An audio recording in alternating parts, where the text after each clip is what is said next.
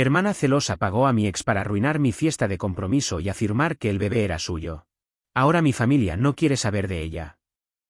Hola, soy una mujer de 29 años que vive en Chicago, y acabo de pasar por la experiencia más loca y devastadora de mi vida. Todo empezó cuando estaba emocionada planeando mi fiesta de compromiso con mi novio, Alex. Después de años de trabajo en mi carrera como diseñadora gráfica, finalmente sentí que mi vida comenzaba a encaminarse hacia algo estable y hermoso. Pero como suele pasar en los capítulos más oscuros de la vida, alguien decidió empeorar las cosas. Tengo una hermana mayor que siempre había sido el centro de atención en la familia. Desde pequeñas, siempre resaltaba en todo, académicamente, en deportes y en cualquier proyecto que emprendiera.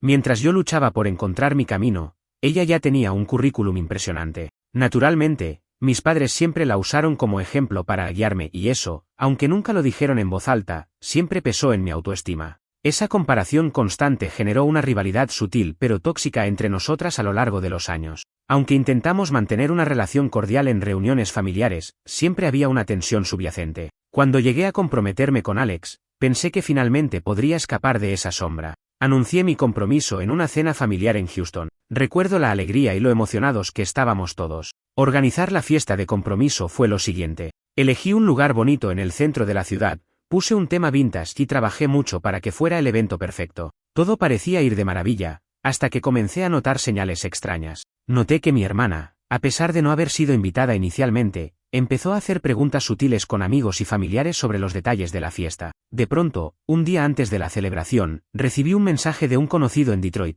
La fiesta iba a ser en un gran salón con vista al lago Michigan, pero algunos invitados venían de otros estados, diciéndome que un tipo se acercó a mi madre con un paquete sospechoso y un rumor escandaloso. Mi primera reacción fue pensar que se trataba de algún malentendido, pero algo en mi interior me decía que algo andaba muy mal. La noche del evento, todo estaba preparado, las decoraciones, la comida, la música, mis amigos y familia estaban presentes celebrando. Alex estaba a mi lado, igual de emocionado. Fue en ese momento cuando un hombre que parecía un forastero irrumpe en la fiesta, justo cuando estábamos a punto de cortar el pastel. No tuve tiempo de reaccionar antes de ver a mi hermana susurrarle algo a este hombre, quien luego se dirigió hacia mí con una energía nerviosa y unas miradas de certeza que helaron mi sangre. Este hombre resultó ser mi exnovio, a quien no veía desde hace más de 2 años. No teníamos malos términos, pero la idea de verlo a los ojos en ese contexto era imposible de asimilar.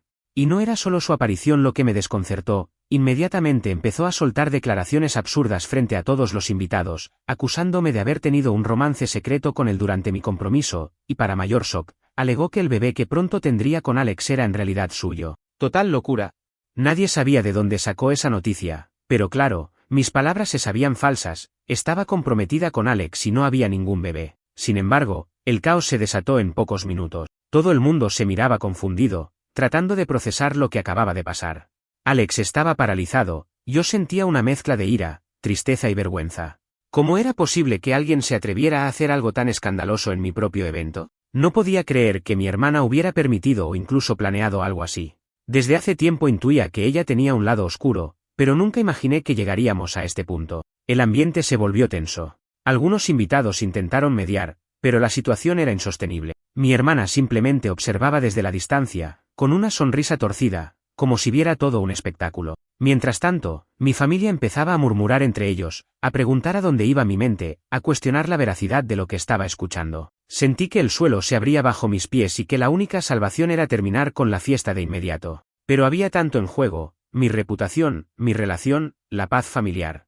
Al terminar la fiesta de forma abrupta, mis amigos me consolaron, pero la pregunta que no me dejaba en paz era, ¿cómo y por qué mi hermana había orquestado algo tan horrendo? Sentía que mi vida de años se había convertido en un circo de mentiras, poniendo en riesgo todo lo que tanto había luchado por construir. Sabía que lo siguiente era buscar respuestas. Necesitaba hablar con alguien de confianza para intentar entender hasta dónde llegaría mi hermana, y sobre todo, cómo iba a salir de esta situación sin perder todo lo que tenía. Después de aquel episodio traumático en la fiesta de compromiso, pasé noches en vela tratando de asimilar lo ocurrido y buscar pistas sobre la implicación de mi hermana en todo esto. No podía creer lo que acababa de ver. Mi exnovio, un hombre con quien había roto hace años por razones dolorosas, aparecía en mi fiesta de compromiso difundiendo rumores falsos sobre mi vida personal y mi futuro bebé. Y la sombra de mi hermana se cernía sobre todo el asunto. Al día siguiente, en medio de la confusión, decidí llamar a Alex para hablar en privado. Nos encontramos en nuestro lugar de siempre, un pequeño café en el West Loop de Chicago, lejos de oídos indiscretos. Con voz temblorosa, le conté todo lo sucedido, desde la aparición repentina de mi ex hasta las declaraciones absurdas que hizo. Alex estaba en shock. Era evidente que nada de esto tenía sentido, pero lo peor era la sensación de traición, no solo hacia mí, sino hacia nuestra familia. Mientras él intentaba consolarme, decidí que lo primero era desmentir públicamente las acusaciones. Teníamos que recuperar el control de la narrativa antes de que se corrieran más rumores. Contacté a un par de amigos cercanos y familiares, contando mi versión de los hechos de manera clara y concisa. Afortunadamente, la mayoría sabía sobre la tensa relación que siempre había existido entre mi hermana y yo. Algunos incluso coincidieron en que no era la primera vez que ella se comportaba de manera extraña y manipuladora. Con la ayuda de Alex y mis amigos, armamos un pequeño plan. Decidimos que era crucial hablar directamente con mi exnovio para aclarar por qué había aceptado la propuesta que, sospecho, mi hermana le había dado. La semana siguiente, me reuní con él en un parque tranquilo en las afueras de la ciudad, lejos del bullicio y las miradas curiosas. Quería entender si él había actuado por cuenta propia o si, efectivamente, había sido manipulado por alguien cercano a mí. La conversación fue reveladora. Al principio, él se mostraba reticente y confundido. No podía creer que alguien le hubiera pagado para intervenir en mi vida de tal manera. Finalmente, entre lágrimas y disculpas, admitió que una persona le había contactado hace un par de semanas, prometiéndole una buena suma de dinero si aceptaba hacer exactamente lo que hizo en mi fiesta. El dinero era tentador, especialmente porque estaba pasando por un mal momento económico. Sintió que era una solución fácil para salir de sus problemas. Es entonces cuando mencionó vagamente un nombre que jamás quise escuchar, mi hermana. Sintiéndome abrumada por la mezcla de emociones, ira hacia mi hermana, compasión por alguien que claramente estaba pasando por dificultades económicas, y el dolor de ver mi vida tambalearse, decidí darle a mi exnovio la oportunidad de retractarse públicamente de sus afirmaciones falsas y, sobre todo, prometerme que nunca haría algo que pudiera dañarme de nuevo. Él, aunque arrepentido, se comprometió a contactar a cualquier persona que pudiera haber oído sus palabras falsas para aclarar la situación, aunque la probabilidad de que eso ocurriera era baja.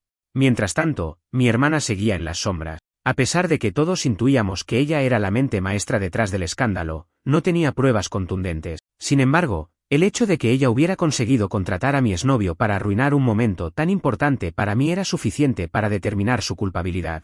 Empecé a recordar otros episodios donde demostró ser celosa y manipuladora, desde sabotear mis esfuerzos profesionales hasta eclipsar mis celebraciones personales con historias falsas sobre mi vida. Al mismo tiempo, la reacción de mi familia comenzó a cambiar. Mis padres, que siempre habían defendido a mi hermana, empezaron a darse cuenta de la toxicidad que impregnaba nuestras interacciones. Las conversaciones en la cocina de la casa familiar en San Francisco se volvieron tensas, cargadas de discusiones veladas sobre lo que estaba pasando y la necesidad de protegerme del ambiente dañino que mi hermana había creado. Mi madre, con lágrimas en los ojos, me contó una historia de mi infancia que había ignorado antes, como mi hermana solía recortar mis logros, minimizarlos o incluso tomarse el crédito de mis ideas en el colegio, todo para mantener su posición como la favorita de la familia. Era una revelación que añadía más leña al fuego de mis sospechas. Una tarde, decidí visitar a mi padre en su casa en San Diego. Quería confrontarlo, preguntarle directamente qué pensaba sobre la situación, y sobre todo, si la cosa podía llegar a un punto sin retorno. Nos sentamos en el porche, mirando cómo el sol se ponía sobre el océano. Al principio, él evitó el tema, pero finalmente confesó, siempre supe que ella tenía un lado oscuro. No me atreví a admitirlo porque no quería enfrentarlo, pero me duele ver cómo tú estás sufriendo por su culpa. Ese momento fue clave para mí. Sentí que, por primera vez, tenía el apoyo incondicional de mi familia en contra de la manipulación y el veneno que ella estaba vertiendo en nuestras vidas. Decidimos como familia que no toleraríamos más comportamientos que pusieran en riesgo nuestra paz y felicidad. Así que, en silencio pero de manera firme, empezamos a trazar límites claros. Ya no habría lugar para que mi hermana interfiriera en mi vida o la de nadie más, sin importar qué excusas o manipulaciones intentara usar. Este fue el punto de inflexión, la decisión colectiva de cortar de raíz esa toxicidad familiar que había consumido nuestras relaciones por tanto tiempo. Aunque la cicatriz de esa noche en mi fiesta de compromiso aún estaba fresca, empecé a ver un rayo de esperanza. Con la verdad saliendo a la luz y el apoyo de mi familia incondicional, comencé a sentir que, poco a poco, la sombra de mi hermana perdería su poder sobre mí. Pero sabía que aún quedaban muchos retos por delante. Con la certeza de que mi familia y yo estábamos unidos contra la toxicidad de mi hermana, el siguiente paso era prepararnos para cualquier posible represalia. Sabía que alguien con su manipulación podría intentar algo más grande o más sutil para hacerme dudar de mi seguridad y bienestar. Así que, tras establecer límites claros dentro de mi círculo familiar, decidimos tomar medidas más concretas para protegernos. Primero, Consulté con un abogado en Seattle, ya que vivir allí me daba acceso a un buen asesoramiento legal. Quería entender qué recursos teníamos para disuadir a mi hermana de interferir en nuestra vida. Sin embargo, no me sentía preparada para llevar a mi hermana ante la justicia todavía. Aún quería darle la oportunidad de enmendarse, de reflexionar sobre lo que había hecho y de intentar reparar, aunque fuera mínimamente, el daño causado. Mi enfoque era preparar un plan de acción en caso de que sus comportamientos no cesaran. Mientras tanto, mi hermana, al darse cuenta de que su plan había sido descubierto parcialmente, comenzó a comportarse de manera errática.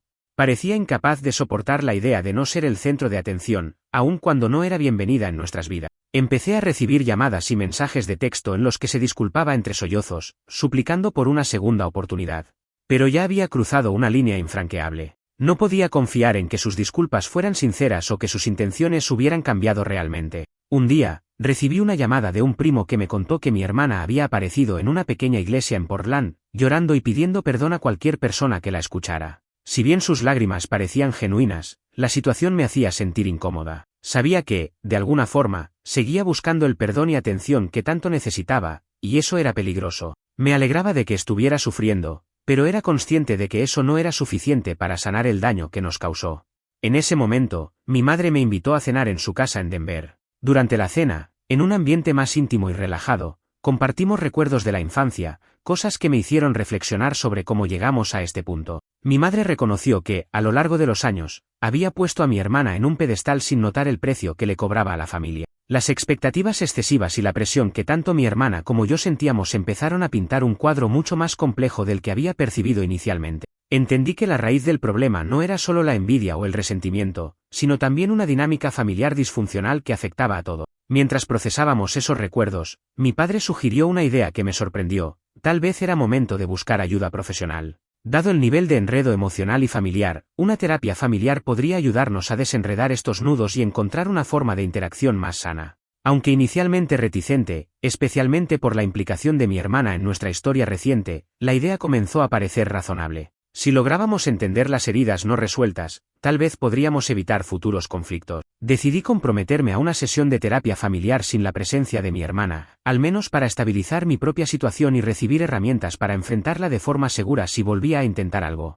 Mi familia también estuvo de acuerdo en participar en este proceso para sanar viejas heridas y aprender a comunicarse mejor sin la sombra tóxica de una persona manipuladora. En la terapia, nos enfrentamos a verdades dolorosas y reveladoras sobre cómo la dinámica entre mis padres, mi hermana y yo había ido formándose. Hablamos de favoritismos, expectativas no cumplidas y la forma en que la autoestima de cada uno se había visto afectada. Mientras la terapeuta nos guiaba, comencé a ver a mi hermana no solo como la villana de mi historia, sino como una persona con sus propios traumas y miedos profundos. Por supuesto, esto no justificaba su comportamiento, pero me ayudaba a entender de dónde provenía su necesidad de controlar y destruir lo que yo había construido. Por otro lado, mi familia quedó cada vez más unida en torno a la idea de defenderse de cualquier daño futuro. Hicimos planes de contingencia para situaciones como la de la fiesta de compromiso, donde habíamos carecido de seguridad.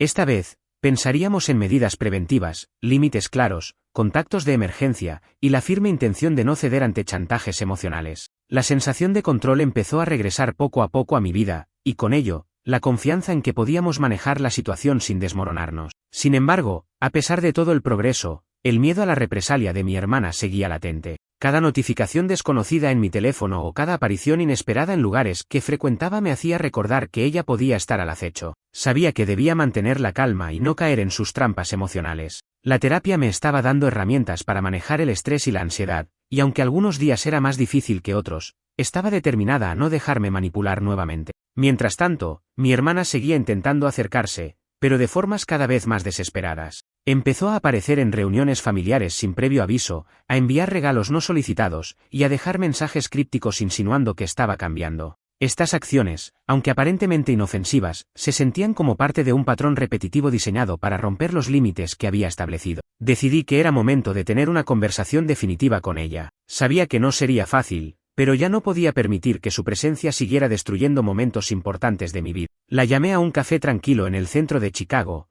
pero antes de llegar, preparé todas las ideas y límites que quería dejar claros. El ambiente estaba cargado de tensión cuando mi hermana llegó, sus ojos estaban hinchados por el llanto y su voz temblaba al intentar disculparse. Me enfrenté a ella con la calma que tanto había practicado en la terapia. Le expliqué que aunque entendía que estaba pasando por un momento difícil, no podía tolerar sus acciones que habían dañado tanto a mí como a nuestra familia. Le pedí que respetara nuestros límites, y que buscara ayuda profesional para lidiar con sus problemas en lugar de descargarlos sobre nosotros. Al final de la conversación, quedamos en que ella se tomaría un tiempo para reflexionar y que, si no podía cambiar, nuestras puertas permanecerían cerradas para protegernos. Después de nuestra tensa conversación en el café, me quedé con una mezcla de emociones. Por un lado, había logrado establecer límites claros con mi hermana, algo que nunca antes había podido hacer de manera definitiva. Por otro, me sentía intranquila, consciente de que la situación aún no estaba resuelta y que su reacción futura era impredecible. Los días siguientes a nuestra charla se convirtieron en una especie de limbo emocional.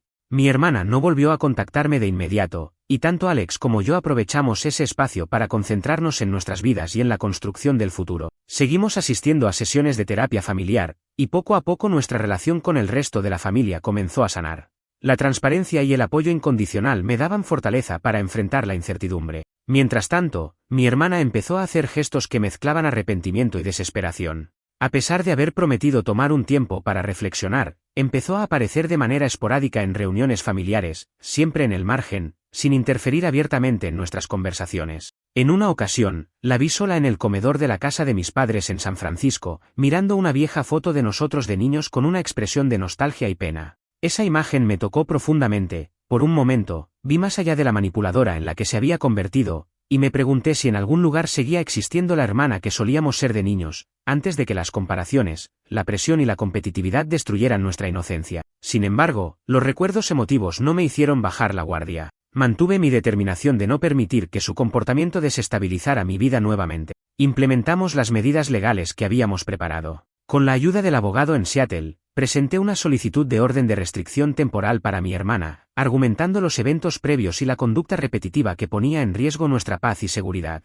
El proceso fue complejo y emocionalmente agotador, con muchas discusiones y momentos en los que pensé que no podría soportarlo. Pero contaba con el apoyo de mi familia, quien también había decidido poner fin a la toxicidad que mi hermana representaba. Mientras esperábamos la aprobación de la orden de restricción, tomé precauciones adicionales. Cambié mis números de contacto, instalé cámaras de seguridad en la casa y notifiqué a la policía local sobre la situación. Alex me acompañaba en cada paso, asegurándose de que no estuviera sola frente a esta amenaza. Su apoyo fue fundamental para mantenerme firme en mis decisiones. A pesar del miedo que sentía de lo que ella podría hacer a continuación, me aferré a la idea de que no podía permitir que el miedo dictara mi vida. Durante este proceso, mi hermana comenzó a mostrarse más errática. Hubo varios incidentes menores. Una noche apareció en la puerta de mi casa en Chicago, pidiendo entrar porque se sentía perdida y sola.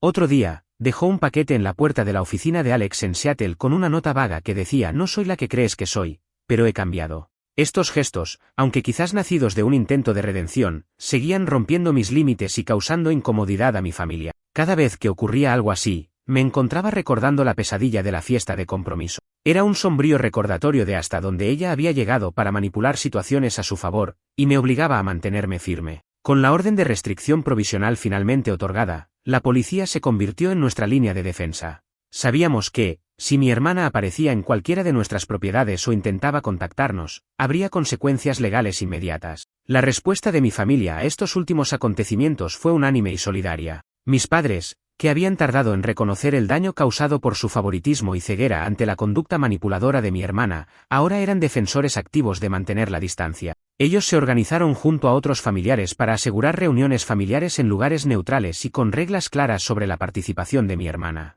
Mi madre incluso se ofreció a ser un punto de contacto, en caso de que mi hermana intentara alguna reconciliación o tuviera alguna emergencia genuina que requiriera ayuda. Así ella no tendría que recurrir a medios destructivos para llamar la atención. A pesar de todas estas medidas, la tensión seguía en el aire. Las noches en las que la ansiedad amenazaba con sobrepasarme eran cada vez menos frecuentes, pero no desaparecieron por completo. Fue en uno de esos momentos cuando me senté a reflexionar sobre todo lo sucedido. Miré hacia atrás y me di cuenta de cuánto había cambiado mi vida, de ser la persona siempre a la sombra de mi hermana, a convertirme en alguien que tomaba decisiones firmes para proteger su bienestar emocional y físico. Aprendí a soltar la necesidad de aprobación, a construir mi identidad más allá de la comparación perpetua. Al final de este difícil tramo, la situación se estabilizó un poco. Mi hermana, consciente de las barreras legales y del distanciamiento familiar, comenzó a disminuir sus intentos de insertarse en nuestras vidas. La orden de restricción sirvió en gran medida para mantener la paz que tanto anhelábamos. Sin embargo, la cicatriz de todo lo vivido permanecería como un recordatorio de la importancia de establecer límites saludables y proteger lo que uno construye con tanto esfuerzo.